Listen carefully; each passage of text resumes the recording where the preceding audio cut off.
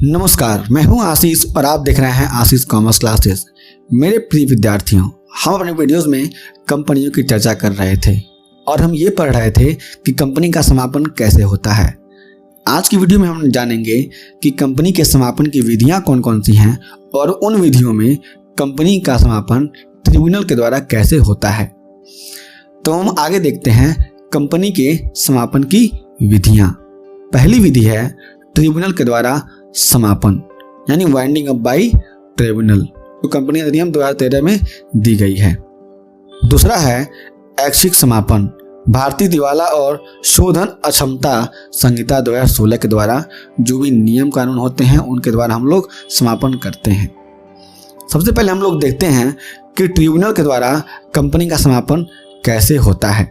पहला, ट्रिब्यूनल के द्वारा समापन।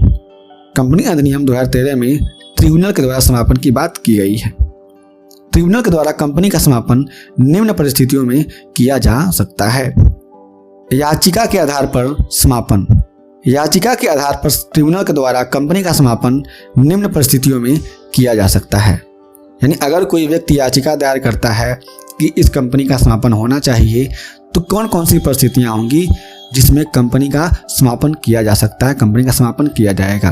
पहला, यदि कंपनी विशेष प्रस्ताव पास करके ट्रिब्यूनल के द्वारा कंपनी के समापन की अनुमति दे दे, यानी ट्रिब्यूनल के आदेश पे कंपनी क्या करे, विशेष प्रस्ताव पारित करे कि हम लोग क्या कर रहे हैं, अपनी कंपनी का समापन कर रहे हैं, तो कंपनी का समापन याचिका के द्वारा किया जा सकता है। दूसरा, कंपनी यदि भारत की संप्रभुता एवं अखंडता के विरुद्ध, राष्ट्र की सुरक्षा के विरुद्ध, विदेशों में मित्रवत संबंधों के विरुद्ध, सार्वजनिक आदेशों तथा नैतिकता के विरुद्ध कोई काम करे, तो ट्रिब्यूनल के द्वारा कंपनी का समापन किया जा सकता है। यानी अगर ये जो उपरोक्त मैंने काम बताए, ये काम अगर कोई कंपनी करती है तो कंपनी का समापन ट्रिब्यूनल के द्वारा कर दिया जा सकता है, कर दिया जाएगा। क्योंकि ये सारी चीज़ें हमारे लिए, हमारी कंट्री के लिए अच्छी चीज़ें नहीं हैं, तो इसको आप लोग एक बार बढ़िया से पढ़ लीजिएगा। तीसरा, यदि रजिस्ट्रार या इस अधिनियम के अंतर्गत केंद्र सरकार के द्वारा अधिकृत किसी भी अन्य व्यक्ति के आवेदन पर ट्रिब्यूनल की यह राय हो कि कंपनी के क्रियाकलाप झूठे ढंग से हो रहे हैं या कंपनी का निर्माण धोखा एवं गैर कानूनी कार्यों के लिए हुआ है, या कंपनी का निर्माण धोखा या गलत वस्तु दुर्व्यवहार से संबंधित किसी कार्य के लिए किया गया हो, या और यह उचित लगता हो कि कंपनी का समापन कर देना चाहिए। अगर रजिस्ट्रार या फिर केंद्र सरकार के द्वारा कोई भी व्यक्ति या केंद्र सरकार स्वयं कहती है कि जो चीज़ें मैंने बताई हैं कि कोई आदमी क्रियाकलाप जो कंपनी के हो रहे हैं, सारे काम झूठे हो रहे हैं, फर्जीवाड़ा हो रहा है, या फिर कंपनी का निर्माण केवल इसलिए हुआ है कि हम लोग लोनिंग वगैरह के लिए, अनसाइज गलत चीज़ों के लिए हम लोग निर्माण हमने किया हुआ है, तो कंपनी का समापन किया जा सकता है। चौथा, यदि कंपनी ने रजिस्ट्रार को वित्तीय विवरण देने में कोई चूक की हो या वार्षिक प्रत्यय जो पिछले 5 वर्षों से धोखे पर आधारित हो। यानी कहने का मतलब है कि अगर कंपनी ने अगर कोई फर्जीवाड़ा किया है, यानी अपने फाइनेंशियल स्टेटमेंट को दिया नहीं है, अपनी फाइनेंशियल स्टेटमेंट को नहीं दिया, मतलब फाइनेंशियल स्टेटमेंट बनाया नहीं है, जमा ही नहीं किया रजिस्ट्रार के पास, या फिर पिछले 5 साल के जो भी उसके टर्नओवर से थे, सेल्स वगैरह थे, उसको बताया ही नहीं है, तो इस कंडीशन में कंपनी का समापन किया जा सकता है। पांचवा, कंपनी की यह राय हो कि कंपनी का समापन करना ही उचित और न्याय संगत है। इस कंडीशन में ये है कि कंपनी स्वयं अपने आप को सरेंडर कर दे रही है ट्रिब्यूनल के सामने, तो ट्रिब्यूनल क्या करेगी, कंपनी का समापन कर देगी।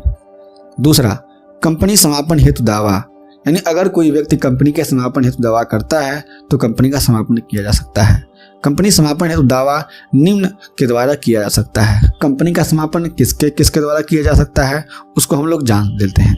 पहला, कंपनी के द्वारा, यानी स्वयं कंपनी के द्वारा, किसी अंशदायी के द्वारा, कोई अंशदायी है यानी किसी ने अपना अंश दिया हुआ है।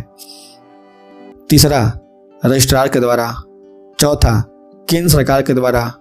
पांचवा, केंद्र सरकार के द्वारा अधिकृत किसी भी व्यक्ति के द्वारा, यानी केंद्र सरकार ने किसी व्यक्ति को अधिकृत किया है, वह कहता है, यानी उसकी याचिका पे, यानी उसके दावा करने पर कंपनी क्या करेगी, समापन कर देगी। छठवां, राष्ट्र के विरुद्ध किसी भी कार्रवाई में केंद्र सरकार तथा राज्य सरकार के द्वारा, यानी अगर कंपनी ने कोई भी कार्य राष्ट्र के विरुद्ध, हमारे देश के विरुद्ध किया हुआ है, तो उस समय जब केंद्र सरकार या राज्य सरकार कहेगी कंपनी का समापन करो, तो कंपनी का समापन कर दिया जाएगा। किसके द्वारा, ट्रिब्यूनल के द्वारा, क्योंकि हम लोग पढ़ के आ रहे हैं कि ट्रिब्यूनल के द्वारा कंपनी का समापन, इस बात को आप लोग ध्यान रखिएगा। अंशदायी के द्वारा, यानी अंशदायी के द्वारा समापन कैसे होता है, इसको आप लोग जानिएगा।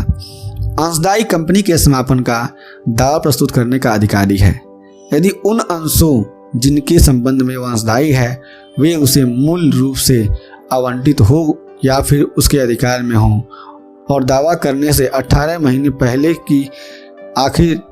की तारीख में लगभग 6 महीने तक अंश उस अंशदायी के पास हो जिसने दावा किया है, या फिर अंशदायी को अंश पूर्ण धारक की मृत्यु के कारण उसे प्राप्त हुए हों। यानी ऐसा अंशदायी दावा कर सकता है कंपनी के समापन का जिसके सारे अंश आवंटित हो गए हों और फिर सारे अंश उसके अधिकार में हों, और दावा करने से 18 महीने के पहले की तारीख में 6 महीने तक अंश उस अंशदायी के पास उसने दावा किया है। और अगर दावा किया जा रहा है तो दावा करने के संबंध में दावा करने से 18 महीने पहले की तिथि हम देखेंगे, और ये देखेंगे कि 6 महीने तक उस अंश का मालिक कौन था, अंशदायी था, यानी अंशदायी के अधिकार में अंश था, तब वो अंशदायी क्या करेगा, कंपनी के समापन का दावा कर सकेगा। दावा करने के लिए निम्न बातों पर ध्यान देना आवश्यक नहीं है। अब कौन कौन सी बातें उसको ध्यान रखिएगा कि अगर दावा किया जाता है तो कौन कौन सी बातें आवश्यक नहीं होती हैं। पहला, अंशदायी पूर्ण प्रदत्त अंशों को धारण करने वाला हो। दूसरा, कंपनी के पास कोई भी संपत्ति न हो, यानी अगर कंपनी के पास कोई संपत्ति न हो, इन बातों को हम लोग ध्यान में रखेंगे। तीसरा, कंपनी के भुगतान के पश्चात कंपनी के पास कोई भी बची हुई संपत्ति न हो जो अंशधारियों में बांटा जा सके, यानी इन बातों पर हम लोग ध्यान नहीं देंगे जब कभी भी हम लोग कंपनी के समापन में बात करेंगे अंशदायी के द्वारा दावा करके कंपनी का समापन में। रजिस्ट्रार के द्वारा दावा, कंपनी अधिनियम की धारा 271 के अनुसार उप धारा के वाक्य ए या वाक्य बी के आधारों परिसीमाओं को छोड़कर रजिस्ट्रार कंपनी पर समापन हेतु दावा करने का अधिकारी होता है। यानी कंपनी की जो धारा 271 है और उसकी जो उप धाराएं हैं उनको छोड़ करके कंपनी का जो कंपनी का रजिस्ट्रार होता है क्या कर सकता है, कंपनी के समापन का दावा कर सकता है। रजिस्ट्रार को दावा प्रस्तुत करने से पूर्व सरकार से अनुमति लेनी पड़ेगी। यानी अगर रजिस्ट्रार दावा कर रहा है कि हम लोग कंपनी को समाप्त कर देंगे तो उसको सरकार से अनुमति लेनी पड़ेगी। केंद्र सरकार तब तक अपनी स्वीकृति नहीं देगी जब तक कि कंपनी को अपना प्रतिनिधित्व करने का एक उचित अवसर न प्रदान कर दिया जाए, और जो केंद्र सरकार होगी तब तक रजिस्ट्रार के दावे की स्वीकृति नहीं करेगी कि रजिस्ट्रार कह रहा है हम लोग कंपनी का समापन कर देंगे, तब तक नहीं करेगी जब तक कंपनी अपने किसी प्रतिनिधित्व को अपना बचाव के लिए नियुक्त न करे। कंपनी के द्वारा किया गया दावा, यदि कंपनी स्वयं कहती है कि हम लोग कंपनी का समापन कर देंगे, कंपनी स्वयं दावा करती है, तब क्या होता है, कंपनी द्वारा ट्रिब्यूनल के समक्ष समापन प्रस्तुत करने का दावा उस समय स्वीकार किया जाएगा जब वह कार्यकलापों का विवरण इस प्रारूप के साथ दिया जाए, यानी दे जैसा कि निर्धारित किया गया है। यानी जो भी उसके क्रियाकलाप हैं, बिजनेस हैं, किस तरीके से उसने बिजनेस कंडक्ट करी है, कितने उसके एसेट्स वगैरह हैं, इन सारी डिटेल्स को जब कंपनी देगी ट्रिब्यूनल को, तब कंपनी का दावा मान्य किया जाएगा और कंपनी का समापन किया जाएगा कंपनी के दावे के अनुसार। रजिस्ट्रार के दावे की प्रति, इस धारा के अंतर्गत किए गए दावे की प्रति रजिस्ट्रार को भी फाइल करनी होगी। यानी जितने भी लोग दावे करेंगे कंपनी के समापन के लिए, उनकी प्रति जो भी लिख के देंगे ट्रिब्यूनल को, उसकी प्रति क्या करना पड़ेगा, रजिस्ट्रार को भी फाइल करना पड़ेगा, देना पड़ेगा।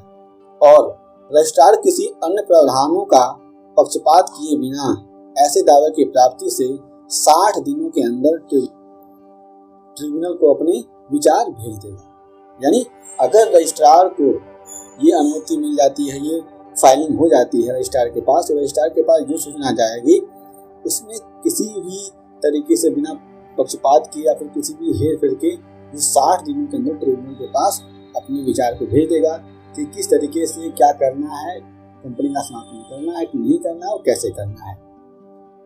तो मेरे प्रिय साथियों, आप लोग देख रहे थे ट्रिब्यूनल के द्वारा कंपनियों का समापन। हम अगली वीडियो में जानेंगे कि जब कंपनी का समापन होता है तो ट्रिब्यूनल की शक्तियां क्या होती हैं, यानी ट्रिब्यूनल की शक्तियां, जिसको हम लोग धारा 273 के अंतर्गत पढ़ेंगे और जानेंगे। आपको ये वीडियो कैसा लगा हमें नीचे कमेंट बॉक्स में जरूर बताइएगा। हम फिर से मिलेंगे एक नए वीडियो के साथ, तब तक के लिए जय हिंद, जय भारत। यदि अनुरोधकर्ता के द्वारा सभा बुलाए जाने पर सभा का गणपूर्ति नहीं हो पाता है, पहला तो